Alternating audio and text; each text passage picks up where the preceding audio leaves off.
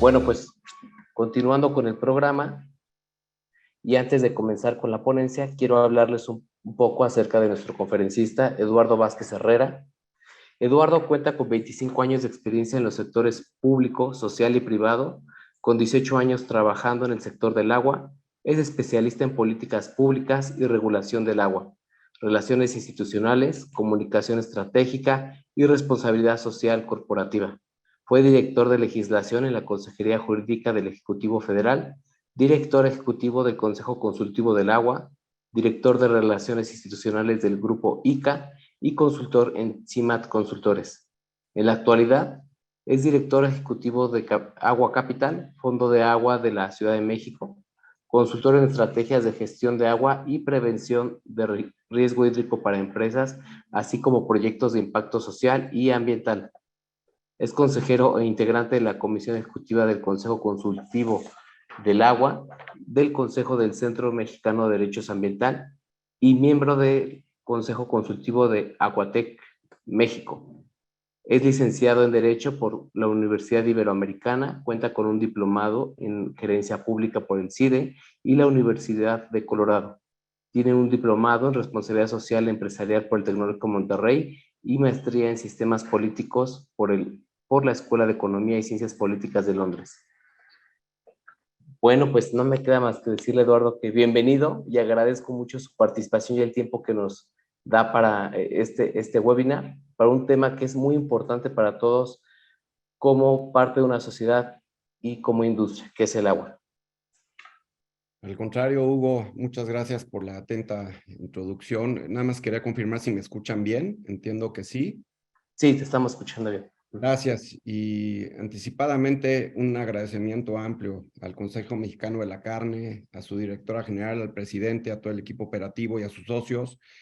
Para mí es un privilegio poder tener este espacio de conversación, de intercambio de ideas, de perspectivas y visiones sobre un tema tan complejo, tan indispensable y relevante para el desarrollo del país y sus distintas regiones y, por supuesto, las actividades productivas tan relevantes para el mismo. Antes de empezar, quisiera agradecer también la presencia de todos los asistentes. Entiendo que ahorita estaba viendo en el chat instituciones académicas y de otros espacios también. Así que muy interesado de conocer sus perspectivas, entender las realidades y los retos que se están enfrentando en la materia y con todo interés nuevamente intercambiar ideas sobre este tema. Sin más, pasaría a presentar y posteriormente habilitar un espacio para el diálogo. También, si me pudieran confirmar que se ve bien la presentación. Así es, Eduardo, la estamos viendo, ya nada más. La pongo en formato de presentación. Ahí está, ¿verdad? Exacto, perfecto. Al Adelante. contrario, pues nuevamente gracias. La idea es intercambiar perspectivas, datos, un diagnóstico, partir de un diagnóstico en relación a la situación en que nos encontramos en el país alrededor del agua, qué tipo de retos nos estemos enfrentando y por supuesto oportunidades. Finalmente, como sabemos todas y todos, el tema del agua, como muchos otros, si bien presenta un reto concreto, una problemática específica, en muchos sentidos, si bien se debe de atender, ofrece una serie de oportunidades como un factor de cambio, un factor para propiciar equidad, un factor para ser más eficientes en el uso del recurso y de colaboración y articulación de esfuerzos entre distintos sectores y actores de la sociedad. Se ve bien ahí, ¿verdad? Perdón, hubo última pregunta. ¿Qué pasó? Sí, se ve bien. Gracias. Bueno, primero que nada, compartir que tenemos, como saben muchos de ustedes, un país con una alta variabilidad hidrológica. Esto quiere decir que el 72% de las lluvias se concentra únicamente en 4 meses del año, y no solo ello, sino se concentra de manera significativa en distintas regiones del país. Ahorita iremos viendo qué zonas del país tienen mayor incidencia en términos de acceso al agua, del impacto positivo de las lluvias y dónde no, lo cual a su vez refleja obviamente retos de acceso y gestión de la misma. Tenemos un país de 126 millones de habitantes, de acuerdo a datos del INEGI, y en este contexto es importante comprender que 2/3 partes del país se consideran áridas o semiáridas. Decía yo, este carácter de las condiciones de precipitación pluvial, particularmente en el centro y el norte del país, llueve menos, vis a vis el sur y el sureste, y en el centro y el norte, justamente donde se tiene únicamente el 33% del agua renovable, habita el 77% de la población y se produce el 83% del Producto Interno Bruto. Mientras tanto, en el sur y sureste habita un menor índice de población, el 23%, se tiene una mayor cantidad de agua, 67% de agua renovable, y se produce el 17% del Producto Interno Bruto del país. Ya de entrada esto nos deja ver un mapa de complejidades, un mapa de realidades asimétricas y de retos que se tienen que atender de manera diferenciada. El 79% de la población, como sabemos, está concentrada en las ciudades. Ha habido un fenómeno importante de urbanización en las últimas décadas y en la actualidad 74 áreas metropolitanas incluyen o contemplan el 62.7% de la población, lo cual implica una alta demanda de agua, una presión para un servicio eficiente de abastecimiento de agua y para atender a toda esta gente que vive en las localidades urbanas, tanto a nivel urbano como periurbano. Mientras tanto, los retos que se presentan en la población rural es una mayor dispersión. Encontramos 185,000 localidades con poblaciones menores a 2,500 habitantes, lo cual implica grandes complejidades para el desarrollo o inversión de infraestructura por los grandes costos que implica llevar agua a estas comunidades con la infraestructura tradicional, ya sea a través de redes o de acueductos, para localidades nuevamente muy dispersas, con difícil acceso y con poca población. En el país existen 653 acuíferos, que son las fuentes de agua subterránea. En la actualidad, 157 de ellos presentan una calidad de sobreexplotación. Es importante señalar que estos 157 acuíferos que están sobreexplotados se encuentran muy cercanos a los grandes centros urbanos, a los grandes centros de producción y corredores industriales, lo cual obviamente genera una presión significativa en el acceso al recurso. Por otro lado, en términos de acceso al agua y saneamiento, a nivel nacional, únicamente el 58% de la población del país tiene agua diariamente en su domicilio y cuenta con saneamiento básico mejorado. 6 millones de personas no tienen acceso de manera puntual a agua potable, requieren caminar grandes distancias o servicios de pipas para poder acceder a este recurso. 11 millones no tienen acceso a saneamiento. Únicamente el 14% de la población recibe agua 24 horas al día. Y hay un tema importante que considerar igualmente, que es un enfoque de equidad y género, siendo que el INEGI estima que 1 de cada 3 personas deben acarrearla a sus hogares, particularmente en estas áreas marginales y dispersas que yo comentaba anteriormente, y principalmente quienes llevan a cabo esta labor son mujeres y niños, lo cual afecta evidentemente la capacidad de las mujeres de dedicarse a actividades productivas y en el caso de los niños y de las niñas de asistir a la escuela porque fomenta un gran ausentismo escolar. Por otro lado, la Comisión Nacional del Agua divide el país en distintas regiones hidrológicas administrativas para efectos administrativos justamente. 7 de estas 13 regiones hidrológico-administrativas que cubren el 71% del territorio nacional, en la actualidad tienen ya un grado de presión alto o muy alto. La región 13, que es la del Valle de México, es la que sufre el mayor estrés hídrico en el país, pero es claro que en todas las zonas del centro y norte del país ha aumentado este grado de presión. Y las perspectivas hacia adelante, si estamos viendo un consumo tendencial o una circunstancia tendencial como la que tenemos a 2030 o 2050, claramente dejan ver que este estrés hídrico será incrementando en todas estas regiones, generando mayores presiones por el acceso al recurso. Por poner un ejemplo, en 1950 en el país se contaba con 18,000 metros cúbicos por habitantes al año. Para 1970, este dato equivalía a 10,000 metros cúbicos habitantes al año. En 2005, 4,573 metros cúbicos habitantes al año. Para 2019 había disminuido a 3,586 metros cúbicos habitantes al año. Y como decía yo anteriormente, la perspectiva es que hacia 2030 y más aún hacia adelante, este índice vaya disminuyendo. Asimismo, es importante considerar cómo se distribuyen los distintos usos y usuarios alrededor del agua en el país. El principal usuario del agua en el país es el sector agrícola, que utiliza el 76% del recurso. En muchos sentidos, el gran reto que tenemos en este espacio, y estaría seguro justamente por la audiencia que nos acompaña hoy, que tienen estas realidades de manera muy presentes, es que se tienen pérdidas del orden del 50%, en muchos sentidos derivado de la falta de reconversión de cultivos, la falta de tecnificación del riego y de tecnologías más eficientes.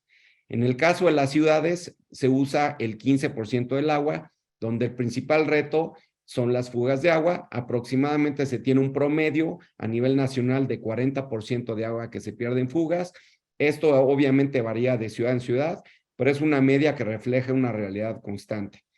En el caso de la industria autoabastecida a través de pozos, utiliza el 5% del agua y el principal reto se refiere a las descargas con contaminantes que afectan la calidad del agua de los cuerpos de agua superficiales y subterráneos. Finalmente, la generación de energía eléctrica ocupa el 4% del agua en los sistemas hidroeléctricos del país. Es igualmente muy importante considerar los efectos del cambio climático. Como sabemos, y ahorita recientemente justo venimos saliendo de la COP, que se acaba de celebrar en días pasados en Egipto, con una complejidad muy grande para llevar a cabo o lograr acuerdos específicos y necesarios para combatir este fenómeno y adaptarnos a él. Lo cierto es que es un fenómeno de alto impacto, de carácter presente, que seguirá en muchos sentidos generando afectaciones.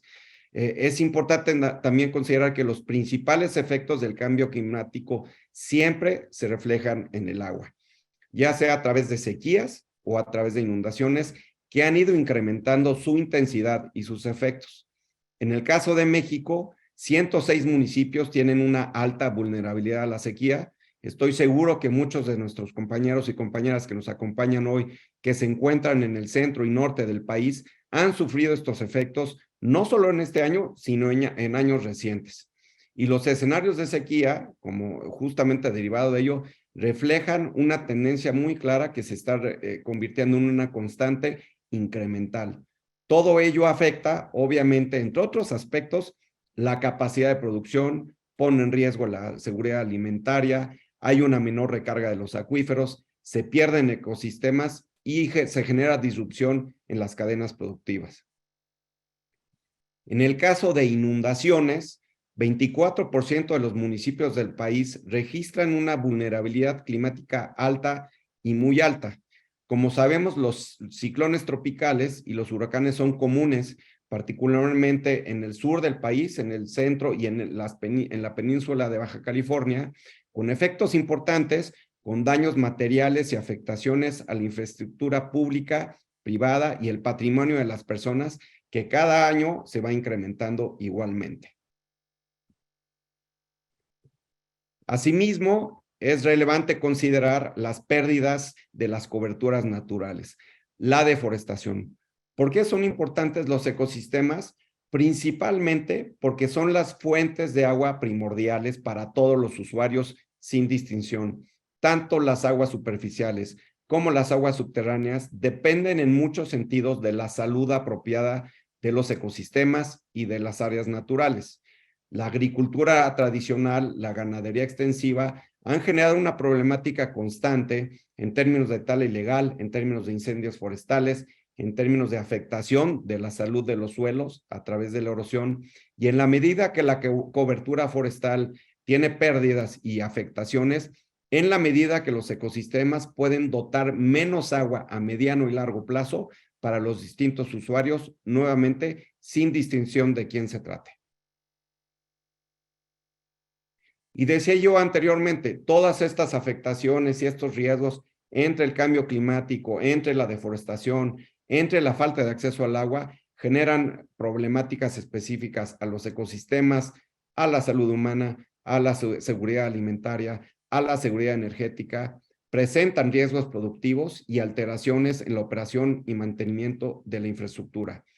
Todo ello considerando que por naturaleza, por tratarse del recurso que es el agua, siempre tiene una perspectiva transversal, va mucho más allá de sus efectos positivos o negativos al propio sector del agua y afecta en diversos sectores indistintamente de manera significativa y alterando, por supuesto, las posibilidades de desarrollo social y económico del país, sus regiones y sus habitantes.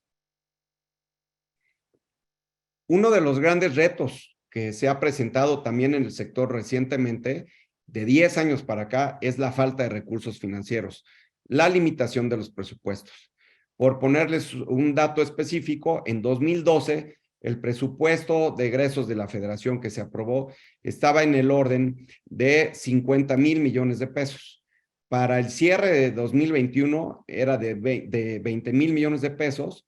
En 2022 tuvo un incremento significativo de 25,000 millones de pesos y esto obviamente deja ver que ante a la luz de estos grandes retos se requieren grandes inversiones, se requieren inversiones para rehabilitar la infraestructura existente, se requieren inversiones para operarla y darle el mantenimiento adecuado y para crear nueva infraestructura, tanto para el uso público urbano como para la agricultura, para la generación de energía. Y esto evidentemente, la falta de presupuestos ha afectado de manera puntual la capacidad del Estado en sus distintos niveles de gobierno, federación, estados y municipios, de prestar un servicio de manera adecuada, de manera eficiente y atender todos estos grandes retos que acabamos de ver. Por otro lado, también es importante considerar que recientemente se ha limitado en gran medida la participación de recursos privados que complementen los recursos públicos. La perspectiva que en este caso personalmente sostengo es que es importante mantener un flujo constante y creciente de inversiones que atiendan estos retos con una mezcla de recursos de vida, de tanto recursos fiscales, recursos públicos, como de recursos privados, siempre atendiendo a un principio de rendición de cuentas, de transparencia y de una regulación eficiente de cómo se están ejerciendo esos recursos. Algunas notas de contexto que creo que todas y todos estamos viendo día con día indistintamente, tanto en Guadalajara como en Monterrey. A veces hablamos de sequías, a veces hablamos de inundaciones. El año pasado fue en Chihuahua, en el Valle de México, este año también en Mexicali, en Sonora y en Sinaloa se está viendo una situación compleja que no solo es privativa del país, sino que en todas partes del mundo estamos viendo estas notas todos los días. Pasamos indistintamente de escenarios de sequías muy complejas a escenarios de inundaciones igualmente complejas. Por otro lado, rescatando esta reflexión de la transversalidad y de los efectos amplificados alrededor del agua, fenómenos como la pandemia y el conflicto armado que existe en la actualidad en Ucrania dejan ver cómo todo esto también se refleja en el agua. En la pandemia recordaremos todas y todos que hubo un aumento de la demanda por acceso al recurso y los consumos de las personas, justamente porque el agua era el factor central para la salud de las personas. Esto implicó, entre otras cosas, una reducción en el suministro del recurso hídrico y retos asimismo de poder suministrarlo a todas las personas para cuidar su salud. En el caso del conflicto armado en Ucrania, esto ha generado un encarecimiento de bienes y servicios, cambios de prioridades en las agendas de los gobiernos y los presupuestos y, por supuesto, afectación a las cadenas de valor que en un entorno con recursos hídricos presionados, con poco acceso, obviamente vuelve aún más complejo este tema. Resumiendo todos los elementos que acabamos de comentar, hay una intensificación del cambio climático, de los efectos que tienen los recursos hídricos, hay una falta de acceso equitativo al recurso, hay un sentido muy claro de equidad y de combate a la pobreza en la buena gestión del recurso hídrico, se ha aumentado de manera significativa el estrés hídrico, ha habido una reducción sostenida de la inversión, falta el mantenimiento adecuado y la reposición de la infraestructura, una gran afectación de zonas naturales y mayores conflictos sociales por acceso al recurso. Creo que poco a poco hemos ido viendo cómo en distintos lugares, regiones y comunidades del país, la falta de acceso al agua está presentando cada vez más una conflictividad social por el acceso a la misma. Y es por ello que tenemos que ponernos de acuerdo de cómo gestionarla de mejor manera y eficientar su uso y consumo. Estos datos que presentaba yo anteriormente, todos los millones de personas que no tienen acceso al agua potable y al saneamiento, el poco porcentaje de la población que recibe agua 24 horas al día y el tema de la medición. También tenemos una gran brecha en términos de medir los consumos que se están llevando a cabo en los distintos usos. En temas de calidad del agua, tenemos en el país una capacidad instalada de más de 2.500 plantas de tratamiento, pero únicamente el 50% del volumen que se recolecta recibe tratamiento, contaminando por lo tanto los cuerpos de agua y las fuentes superficiales y subterráneas. Por ello, el 60% de los cuerpos de agua del país presenta algún grado de contaminación. Tenemos el gran reto, la problemática de los acuíferos sobreexplotados y, por supuesto, el tema de las fugas en las ciudades, que equivale al 40% promediado, como mencionaba anteriormente. Ante todo esto es claro que necesitamos formular un cambio de visión, un cambio de perspectiva y especialmente un cambio de paradigma alrededor de la manera en cómo estamos gestionando y utilizando el agua en todas las regiones y para todos los usos. Primero que nada, se deben establecer políticas, presupuestos y acciones concretas para garantizar el acceso al agua potable en cantidad y calidad adecuada a las personas a un precio justo. Sin duda alguna, el elemento del valor económico del agua es crucial para poder resolver este problema. Asimismo, se debe asegurar el agua para los ecosistemas que tengan buena salud, como decía yo anteriormente, son esenciales para que todos los usuarios tengan agua debida y necesaria a largo plazo. Se debe promover el abastecimiento adecuado para todas las actividades productivas que promueven la seguridad alimentaria para todas las personas y regiones del país, por supuesto, privilegiando la innovación, el desarrollo tecnológico para ser más eficientes en el uso del recurso.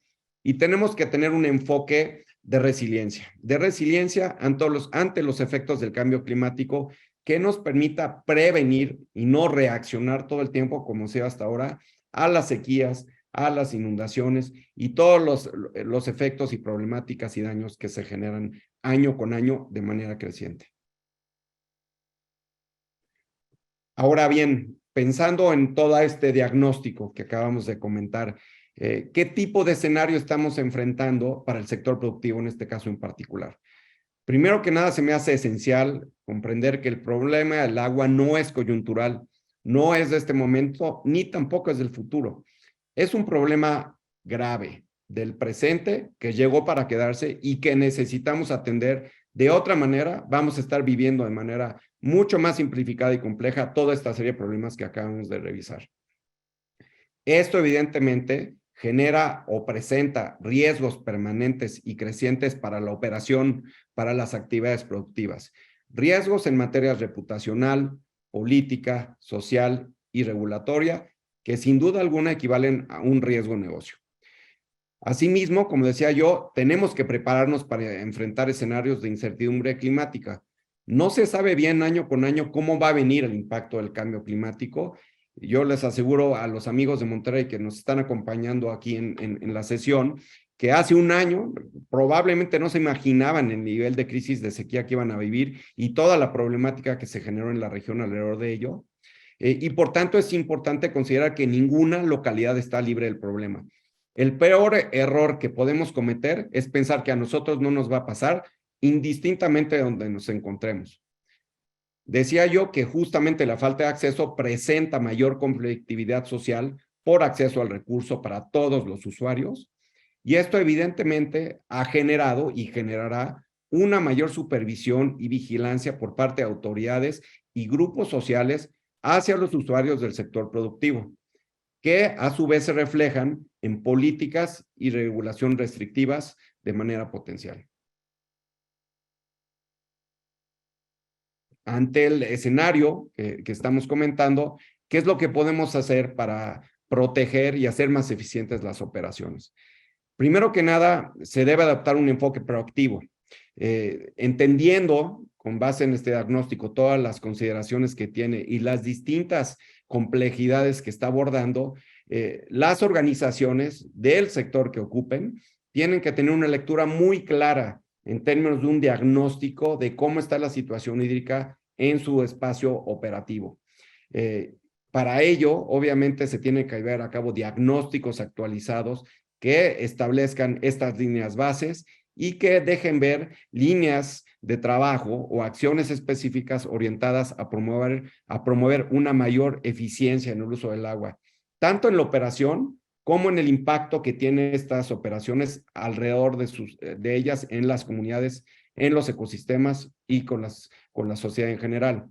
Es importante incidir de manera positiva, proactiva en la política pública y la regulación a través de cámaras empresariales, organismos intermedios. Y ahorita justamente Hugo comentaba la importancia de la vinculación con la academia, trabajando de manera colaborativa, forjando alianzas para fomentar mejores prácticas y que todo ello esté orientado al uso eficiente del recurso hídrico.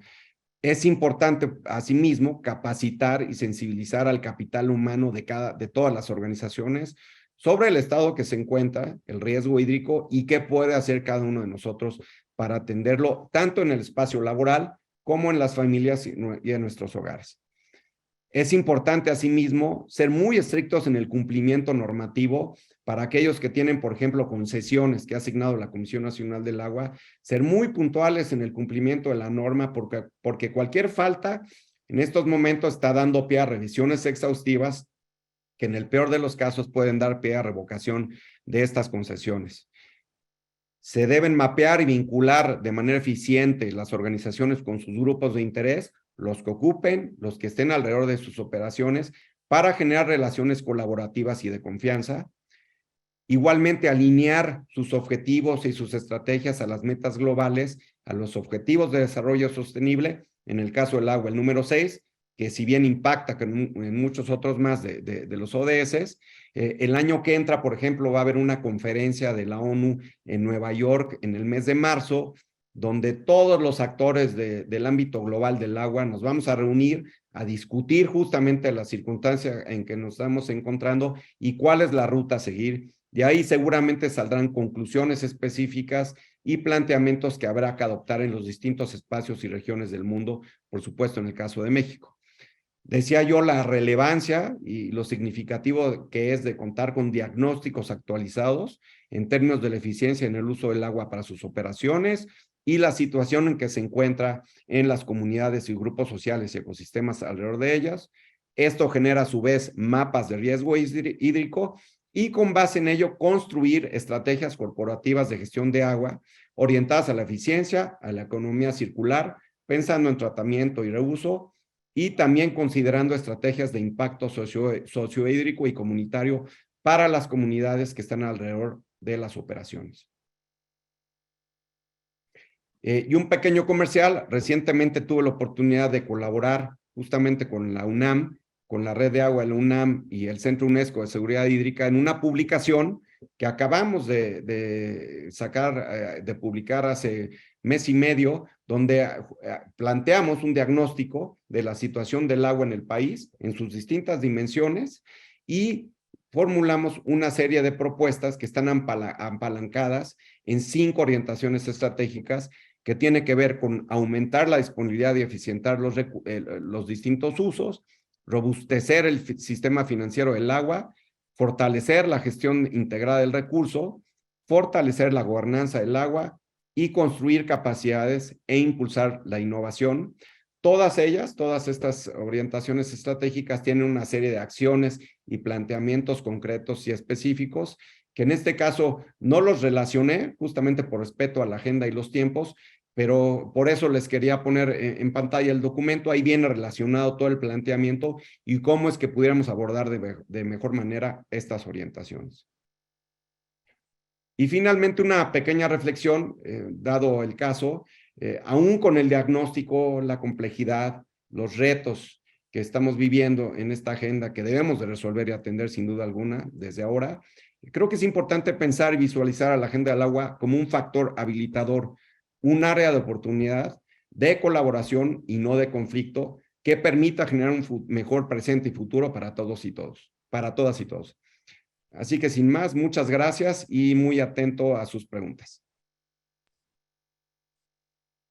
Muchas gracias, Eduardo. Sin duda un tema que causa muchas preguntas para nuestros asistentes y mucha participación en el chat, así que ahí te van todas las preguntas. Adelante, por favor. Gracias. Bueno, Fernando R. Foucher pregunta, ¿está bien cruzar agua de una cuenca hidrológica a otra?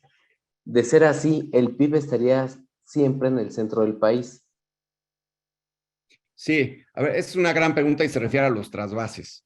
La realidad de las cosas es que, y puedo poner varios ejemplos, por ejemplo, el sistema Cutzamala, que está en el Valle de México, que surte agua al valle desde una distancia de 120 kilómetros, partiendo desde Michoacán, cruza el Estado de México, llega a la Ciudad de México, con grandísimos retos de operación, costos tremendos, por cierto, y que son obras que se hicieron en su momento, ya tiene más de 2 décadas la construcción de este gran acueducto, que en su momento, tendría que decir, lo tenía apagado, ¿verdad? Ay, perdón. Listo ya. Tuvo una lógica específica, puntual y necesaria. La realidad de las cosas es que en la actualidad, en el presente que nos encontramos, por múltiples consideraciones, es difícil pensar en estos trasvases porque tienen grandes afectaciones sociales a las comunidades de donde parte el agua, tienen grandes afectaciones ambientales a los ecosistemas que tiene que cruzar, tiene altos costos financieros, y es una opción que se tiene que estudiar con mucho detalle. No quiero decir que nunca se vuelvan a hacer, sí quiero decir que se tiene que llevar a cabo un estudio específico para entender cuáles son todas las alternativas que una localidad específica tendría para abastecerse de agua a largo plazo.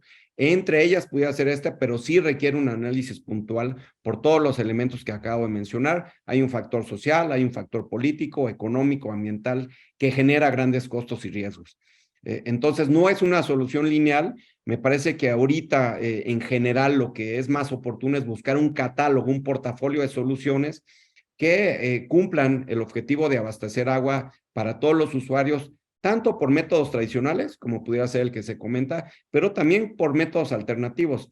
Están los sistemas de captación de agua de lluvia, por supuesto el tema de la conservación de los ecosistemas, que reiteraría que es crítico para que todas las regiones y usuarios tengan agua a largo plazo, y habría que analizarlo con mucho detalle. Y siendo que es muy polémico, por cierto. Gracias, Eduardo. Bueno, la siguiente pregunta es de José Manuel Samperio y comenta, ¿a qué te refieres con saneamiento básico mejorado? ¿En qué punto de la red de distribución se mide las partículas por millón de cloro en el agua para valorar su potabilidad? Sí, aquí el dato que sacamos de la Conagua está referido a las descargas a nivel domiciliario, y por ahí es la medición que tomamos. Y por cierto, los datos que presentamos están apalancados o reflejados en el estudio que compartí anteriormente con ustedes. Okay, gracias, Eduardo. Bueno, pues veo que siguen mandando preguntas. Voy a leer y hacer las que el tiempo nos permita. Las que no lea, pues ya Eduardo nos compartió sus puntos de contacto y pues se las pueden hacer llegar de manera directa, ¿no? Con todo Carmen nos gusto. pregunta, ¿cuáles son los principales retos y riesgos en materia normativa y regulatoria del agua? Bueno, ahorita ese es un tema que es muy vigente. Como saben, en 2012 se formuló una reforma al artículo 4 constitucional que estableció el derecho humano al agua. Y desde entonces llevamos 10 años discutiendo cómo se puede emitir un nuevo cuerpo normativo, una ley secundaria que refleje una regulación específica para habilitar el derecho humano al agua, distribuyendo atribuciones entre los distintos niveles de gobierno. Ahora bien, también esta discusión se ha aparejado con otra gran discusión que está buscando derogar la Ley de Aguas Nacionales para establecer un nuevo marco jurídico que, con un enfoque más orientado a la gestión comunitaria, y relativamente restrictivo a los usuarios industriales, se regule justamente el tema del agua en el país. La discusión ahorita está vigente en el Congreso, ha seguido vigente, y es muy probable que en el periodo legislativo federal que inicia en el mes de febrero de 2023 se presenten iniciativas en ambas vías, tanto para regular el derecho humano al agua como para abrogar todo el marco normativo vigente y crear una nueva norma que incluya entre ello el derecho humano al agua. Mi opinión particular es que el marco jurídico actual, si bien requiere muchas mejoras, no es malo. Yo abogaría más por mejorar el marco normativo vigente, la Ley de Aguas Nacionales, y que se expida de manera específica la Ley General de Aguas para regular el derecho humano al agua, más que reformar todo el sistema administrativo de concesiones y de gestión que se está planteando por otra vía. Como en todo, creo que las distintas perspectivas y visiones del caso son válidas, pero la opinión, no solo mía, sino de muchos actores del sector, es que habría que transitar por emitir una nueva ley general de aguas y reformar la ley de aguas nacionales vigente para hacerla más eficiente, pero es un tema que no se va a ir. Y en otros casos, en términos de descargas, seguramente estarán al tanto que en estos meses recientes se formuló una nueva norma 001 que regula los límites y parámetros de descargas a cuerpos de aguas nacionales, volviendo más estrictos estos parámetros, lo cual sin duda alguna requiere que todos los usuarios que descargan agua a cuerpos de agua nacionales revisen si están dentro del margen de cumplimiento de la norma y si no, que hagan las mejoras tecnológicas a sus plantas de tratamiento para evitar caer en incumplimientos, porque esta es una norma que está entrando en vigencia ya en la actualidad y que probablemente pudiera generarles afectaciones. Gracias, Eduardo. Bueno, y siguiendo con esta cuestión de la normatividad, Roberto Carlos Martínez pregunta, estimado Eduardo, ¿qué opinas de las iniciativas para tener una nueva ley de aguas nacionales que se han presentado? ¿Se requiere una nueva ley? ¿Se debe reglamentar el derecho humano al agua? Recientemente, la Suprema Corte exhortó al Congreso a legislar en este sentido. Sí, justamente, y qué bueno que lo retoman y que se hace énfasis en el pronunciamiento de la Corte. Efectivamente, la Corte mandató a la Cámara de Diputados a reactivar los trabajos para emitir la Ley General de Aguas que únicamente estaría enfocada al derecho humano al agua, que es la postura que en mi caso yo comparto. Como decía yo, la Ley de Aguas Nacionales sin duda alguna tiene grandes retos para hacerla más eficiente, pero mi opinión es que es un buen marco normativo que requiere mejorarse. Y la perspectiva en un momento dado es que confluyan o convivan dos marcos normativos, uno nada más para el derecho humano al agua, la Ley General de Aguas, que distribuye atribuciones entre los tres niveles de gobierno, y por otro lado reformar la Ley de Aguas Nacionales para hacerla más eficiente. Gracias. Bueno, pues otra pregunta más, nos pregunta Carmen, ¿cómo pueden las empresas fomentar una mejor relación con las comunidades y grupos de interés alrededor de las operaciones relacionado al tema del agua? Sí, este tema es significativo y muy importante. Y decía yo el tema de los riesgos de operación, riesgos de negocio y las múltiples dimensiones. Creo que es fundamental para cualquier operación, para cualquier negocio, para el sector productivo, entender en qué situación estamos parados en esa operación alrededor del tema del agua. Con una línea base muy clara y específica que deje ver el estado en que se encuentran los recursos hídricos en esa localidad en particular, cuáles son los retos y problemáticas que se tienen y cómo puede aportar o apoyar la empresa para mejorar estas condiciones. Asimismo, es muy importante entender cómo se encuentran las comunidades y los grupos sociales en términos de acceso al agua y en términos de la salud de los ecosistemas que rodean a la operación misma.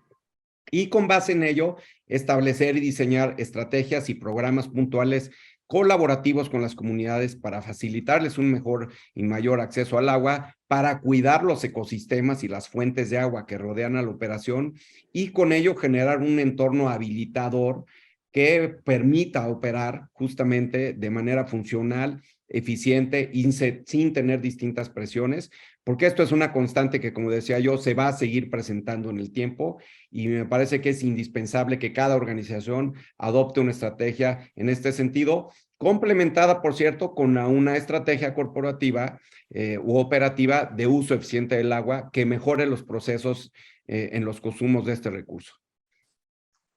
Gracias, Eduardo. La penúltima pregunta nos la hace Alejandro Vargas. ¿Han calculado el presupuesto requerido anualmente para mantener, crear nueva infraestructura, capacitación, etcétera?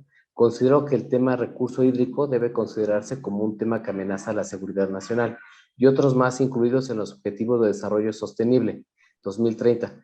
Otra vez, mi pregunta es, ¿han calculado la cantidad de recursos anuales con los que el gobierno debe invertir? Sí, tenemos un estimado y efectivamente este tendría que ser, más allá del discurso, un tema de seguridad nacional para todas las regiones del país. La estimación que tenemos por ahora es que se requerirían de manera sostenida por los próximos 30 años una inversión federal, un presupuesto federal mínimo de 80,000 millones de pesos al año. Ahora bien, aún así, con estos montos no sería necesariamente suficiente. Y es por eso que pensamos que deberían de habilitarse oportunidades y espacios para inversiones conjuntas público-privadas que apoyen justamente la brecha financiera que se tiene a nivel país y en todas las regiones para atender estos grandes retos que se tienen, siempre considerando nuevamente que toda inversión del sector privado tiene que estar bien regulada, debe rendir cuentas y ser transparente. Bueno, voy a leer un comentario que hace Roberto Carlos referente a tu respuesta anterior sobre la normatividad del agua y menciona, sobre la NOM 001, descargas de aguas residuales, esta semana Semarnat, ¿no? A través de CONAMER publicó para consulta pública los lineamientos de la norma. Quienes deseen pueden emitir comentarios. Bueno, pues... Y es cierto eso y es ajá. importante que se empapen justamente por el impacto que puede tener en la operación de todas de ustedes. Bueno, pues ya la última pregunta la hace Carmen y pregunta, ¿cuáles son los principales riesgos para el agua derivado de los efectos del cambio climático? Amplificación de los efectos y de la recurrencia de inundaciones y sequías donde nos encontremos. Claramente en el norte del país serán mayores sequías como las que estamos viviendo y afectación a todos los sistemas productivos y al acceso al agua.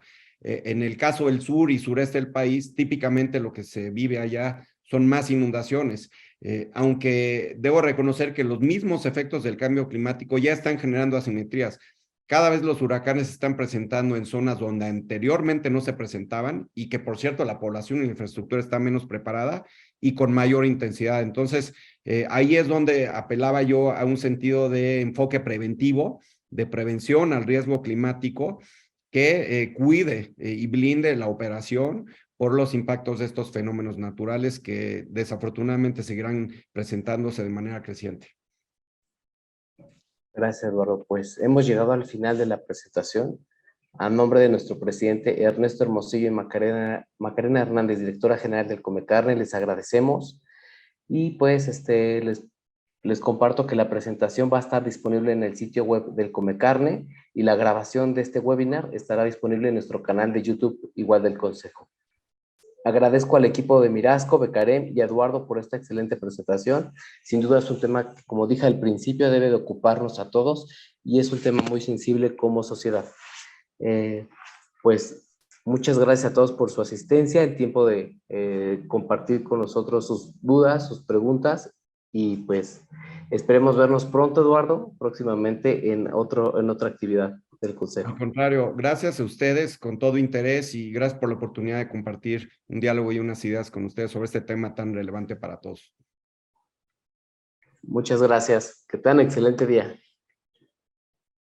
Y también, bueno, ya que aparece ahí la imagen, los invito a que nos acompañen el próximo 21, 22 y 23 de febrero del 2023 en Expo Carnes y Lácteos, que es la exposición para la industria cárnica y láctea del mundo. Los esperamos. Pueden visitar el sitio web, ahí van a encontrar más información al respecto. Saludos a todos. Hasta luego. Gracias.